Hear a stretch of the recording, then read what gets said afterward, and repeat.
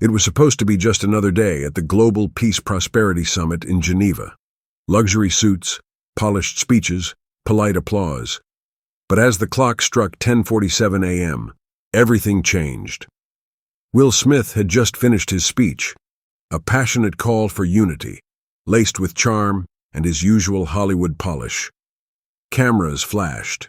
The audience smiled. He stepped down, and that's when they called the next name. Ibrahim Traoré, president of Burkina Faso. There was polite clapping. A few heads turned. Some whispered, "Who's that again?" But Traoré didn't smile. He didn't walk with the swagger of a movie star. He walked like a storm gathering quietly over the ocean. As he approached the podium, his eyes locked with Will's for a second too long. Something passed between them. Unease. He stood in front of a room full of leaders, billionaires, and celebrities, and didn't say a word for 15 seconds. You could hear a pin drop. Then, in a soft, clear voice, he said something that stopped time. "Will, you're not the hero you think you are." The room froze. No one knew this was only the beginning, and no one knew the tears it would bring. Will Smith blinked, confused. The room held its breath. "I'm sorry?" he asked with a half-smile, the kind that says, "This must be a joke." But Traoré wasn't smiling. His voice was calm, but each word landed like thunder wrapped in silk. "You think your stories save people," he said, looking directly at Will. "But have you ever wondered whose stories were erased so yours could shine?" You could feel the discomfort ripple through the hall. Some shifted in their seats. Others looked at the moderator, expecting intervention. But no one moved. "I watched the pursuit of happiness as a boy," Traoré continued. "It inspired me. But when I learned how Hollywood told stories, I asked myself, where was the African father who fought the same fight? Where was the mother who carried her child across borders, barefoot?" Will tried to respond, but Traoré gently raised a hand. "I'm not here to shame you. I'm here because silence has a cost, and I refuse to pay it anymore." A woman in the audience wiped a tear. The energy had shifted, and what came next would leave even Will Smith speechless. Traoré reached into his pocket, not for notes, not for a phone, but for a photo. He held it up, a worn, faded image of a young boy standing barefoot in red soil, his shirt torn, his eyes defiant. "This is Mamadou," Traoré said. "He was 10 when this picture was taken. He was running from the same war the world refused to see." He looked at Will. His village was burned. His father disappeared. He hid under bodies to survive. The hall was quiet. Dead quiet.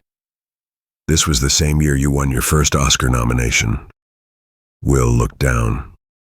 "And while the world was watching your red carpet," Traoré said softly, "Mamadou was digging through garbage in Ouagadougou for bread." People in the crowd began to cry, even diplomats. "It's not your fault," Traoré continued, "but it is your responsibility to listen, to learn, to lift stories that have never been told." He placed the photograph on the podium. This boy didn't have an agent or a stage, but he lived and died, quietly, forgotten.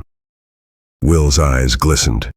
He had no words, but the world was finally listening, and Traoré was just getting started.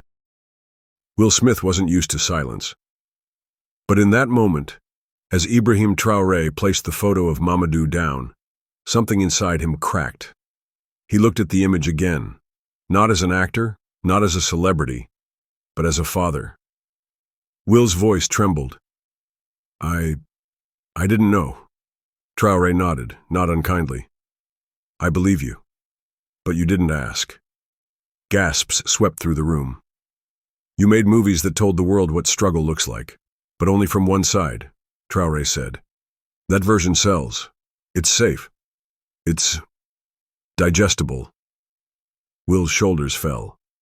The charm, the persona, all of it faded. What remained was a man suddenly unsure of his place in the world. Traoré stepped away from the mic and looked out at the crowd. How many children must be invisible before we call it injustice? How many stories must die before we say something? A pause. Then Traoré asked one question. If Mamadou had been born in Malibu, would you know his name? Will blinked hard. A tear slipped out. There was no applause, only silence. And somewhere in the front row, a journalist lowered her camera. She was crying too. Traoré turned back to the crowd, but his voice softened. I want to tell you about the woman who found Mamadou.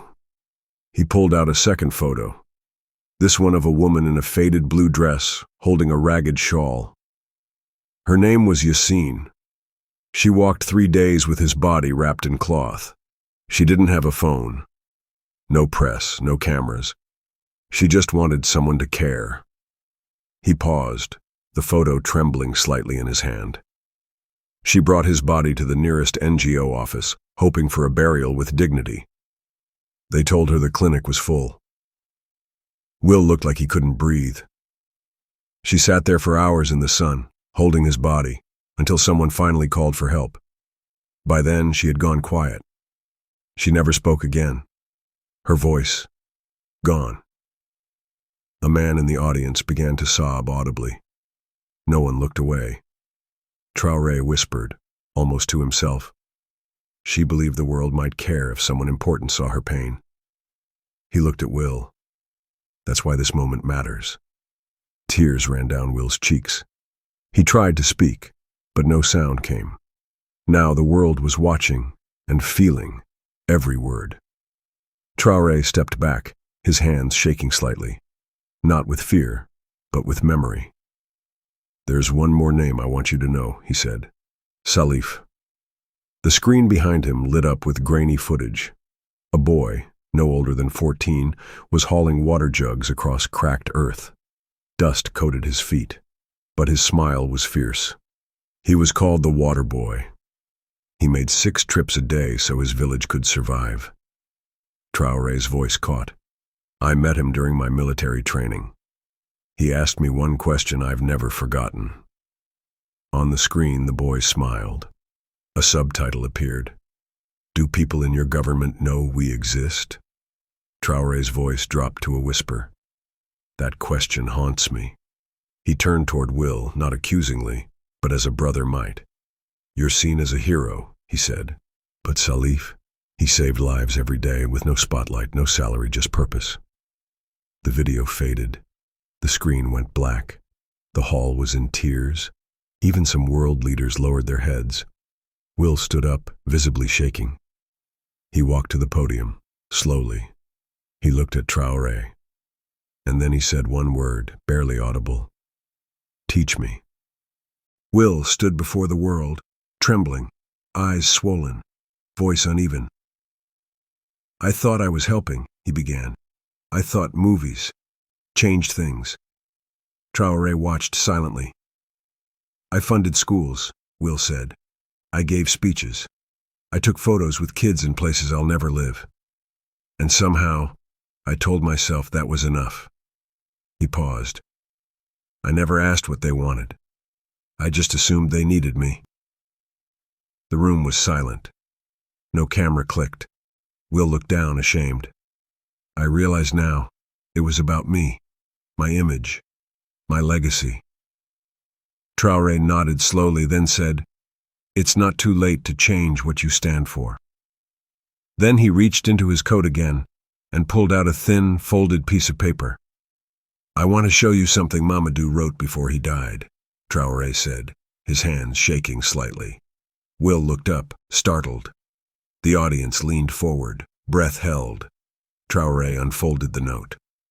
In childlike handwriting, one line stood out. Tell someone I was here. Will collapsed back into his chair. And across the room, people were weeping. This wasn't politics anymore. This was humanity, uncovered. Traoré held up Mamadou's note once more, his voice trembling with a quiet kind of rage. No child should have to beg the world to remember him. He placed the note gently on the podium. Then, turning to the audience, "Let me tell you why Mamadou's note almost never made it." A hush fell.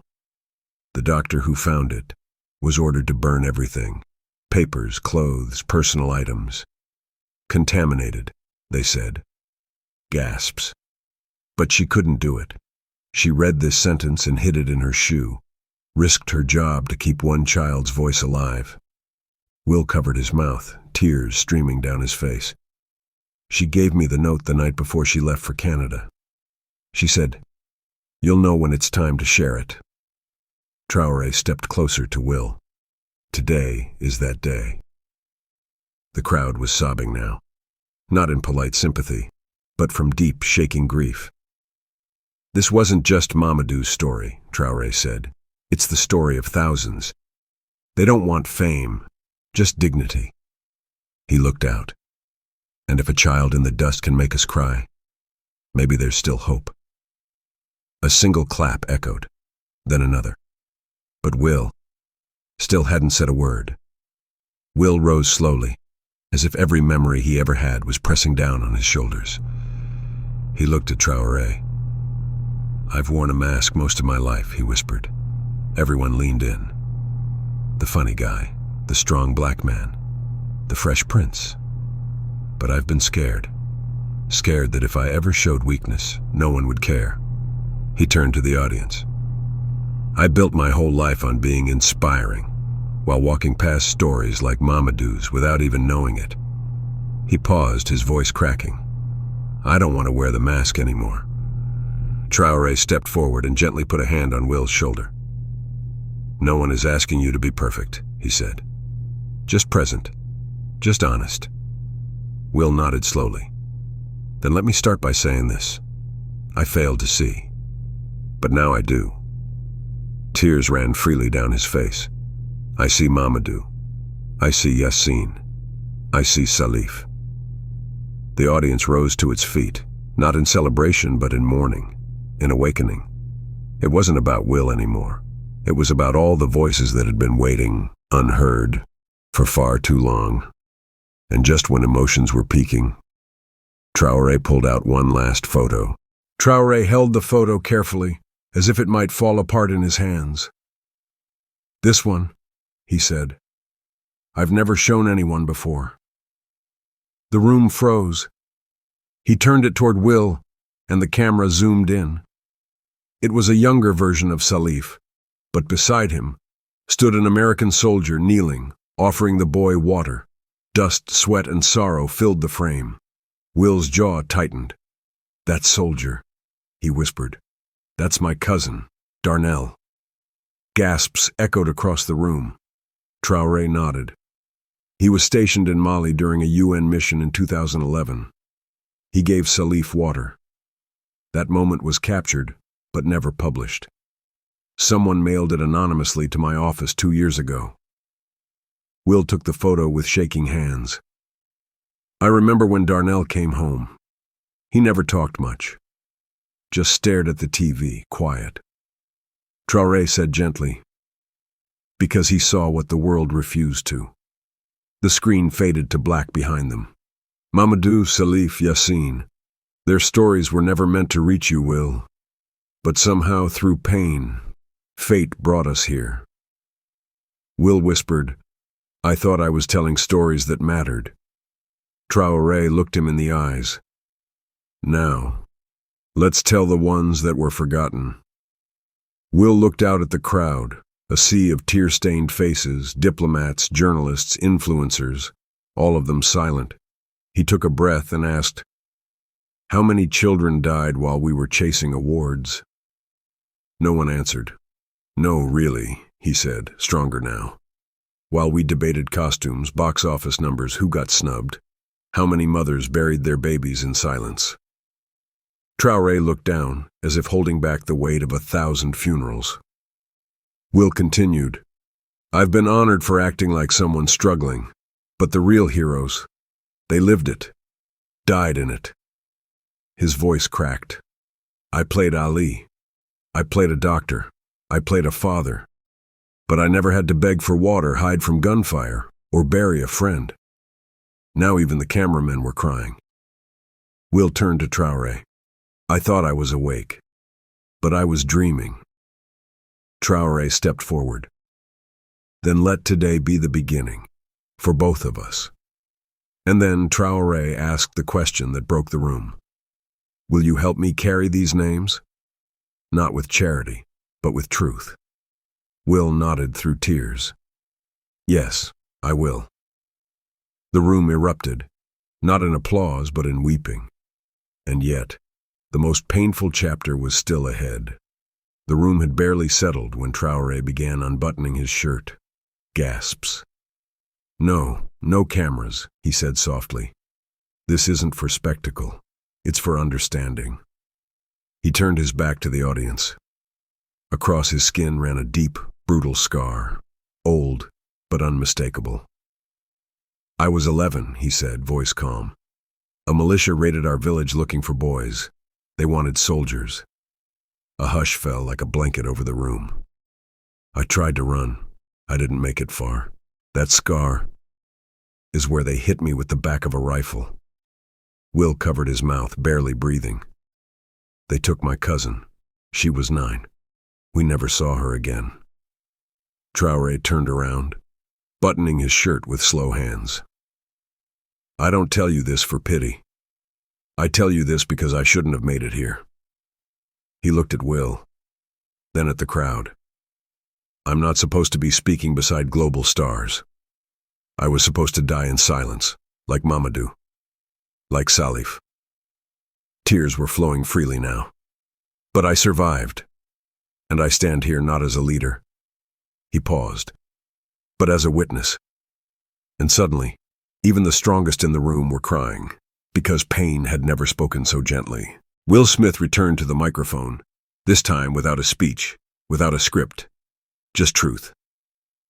I want to say something I've never said in my career, he began. The room leaned in. Cameras zoomed. I'm sorry. Gasps. Not just to you, Ibrahim, but to Mamadou, to Yassine, to Salif, and to every nameless soul who never got a spotlight while we praised people like me. He wiped his face. I used to think saying sorry made me weak, but today, it's the strongest thing I've ever done. A long pause, the kind that echoes across continents. I'm not here to fix Africa. I'm here to listen to Africa. Traoré stepped beside him. No more saviors, he said softly. Just solidarity. Then Will did something no one saw coming. He took off his suit jacket. He folded it gently, and he laid it at the podium, where Mamadou's photo still sat. This doesn't mean much, he whispered, but it's the most valuable thing I can give right now. A symbol. A surrender. And from the back of the hall, a small child's voice whispered, He sees us now. The silence afterward felt holy. Traoré reached into a small cloth bag, the kind carried by farmers in the Sahel. He pulled out something simple, a carved wooden pendant, rough around the edges, worn by time. This, he said, holding it up, belonged to Salif. He looked at Will. He wore it every day, said it gave him strength. Then Traoré walked over and placed it in Will's palm. You said you want to carry their names, now carry this. Will held it as if it were gold. It's heavy, he whispered. Traoré nodded. It's not the wood. It's the story. The crowd erupted into tears again, from journalists to bodyguards to global CEOs who had come expecting handshakes, not heartbreak. Then a boy from the Burkina delegation stood up. He was no more than 12. He walked to the front, trembling, and placed his own notebook beside Mamadou's photo. This is for the next child, he said, so they know they're not alone. Will's lips quivered. Traoré looked out at the stunned crowd. No more invisibility, he said. Not today, not ever again. And for the first time that day, people began to clap, but slowly, like mourning. like awakening. The air shifted. This wasn't just a speech anymore. It was history.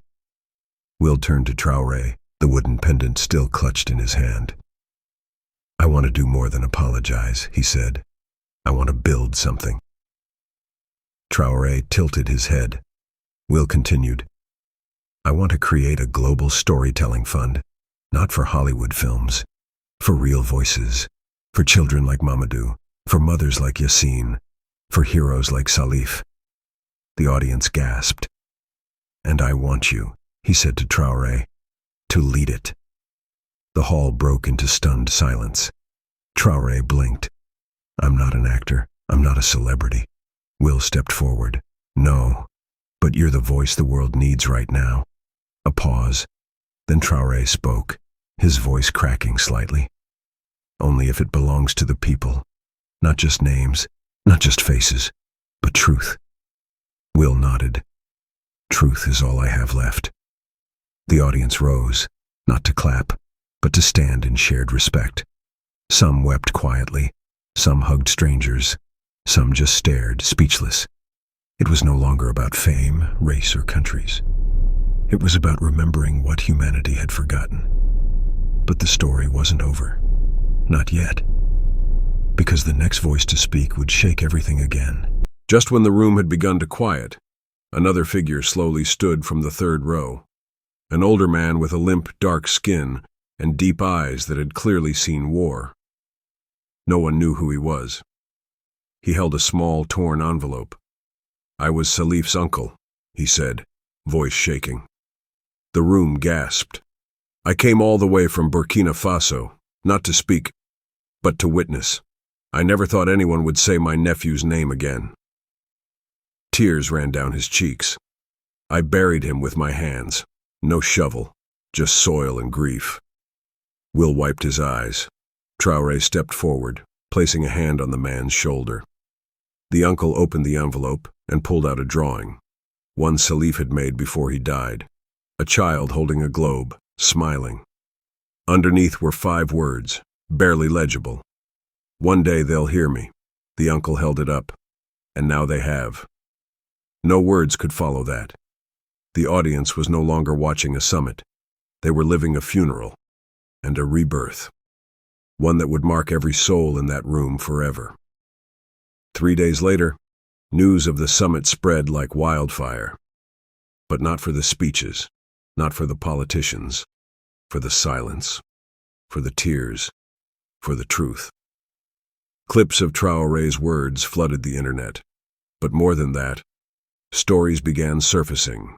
African families, aid workers, young people, sharing their forgotten voices, their unseen struggles. "Tell Someone Was Here" began trending worldwide. Hollywood actors shared Mamadou's photo. Teachers printed Salif's drawing and hung it in classrooms. And Will Smith? He kept his promise. He went to Burkina Faso, quietly, without cameras, just to listen. He sat with mothers, walked through schools, laid flowers at a child's grave. And everywhere he went, people whispered his name with gentleness. Not because he was a celebrity, but because he had finally heard them. Traoré, now more than a president, became a symbol, not of perfection, but of powerful truth told softly. He didn't seek revenge. He sought remembrance. And he taught the world that heroes aren't always the loudest voice in the room. Sometimes they're the ones who kneel beside the forgotten and listen. But there was still one final moment, one final tear, and one last line that no one saw coming. It was 6 weeks after the summit. A quiet room in Ouagadougou. Ibrahim Traoré stood beside a new plaque, surrounded by children, smiling, barefoot, laughing. The plaque read, "To Mamadou, Salif, Yassine, and every child who wondered if the world would ever see them." Beside it was a stone bench. Sitting on it was Will Smith, holding a small notebook. It was blank. He handed it to a young boy and said, "This one's for you to fill." The boy grinned, wide-eyed. And then, from behind the crowd, A young girl raised her hand. "Mr. President," she asked shyly, "why did you tell Mr. Will he's not a hero?" Traoré knelt beside her. His voice was soft. "Because sometimes you have to break a man's image so he can find his humanity." A long pause. "And that's the kind of hero the world truly needs." Will smiled, tears in his eyes. The camera zoomed out, children running, laughter echoing, hope rising like the sun. The screen faded to black. If this story moved you, if you cried like we did, like this video to honor Mamadou, Salif, and every child like them, comment below. I hear you now. Subscribe for more real stories the world needs to hear. Before it's too late. Don't scroll past. Let this be the moment you remember what matters most. Thank you for watching.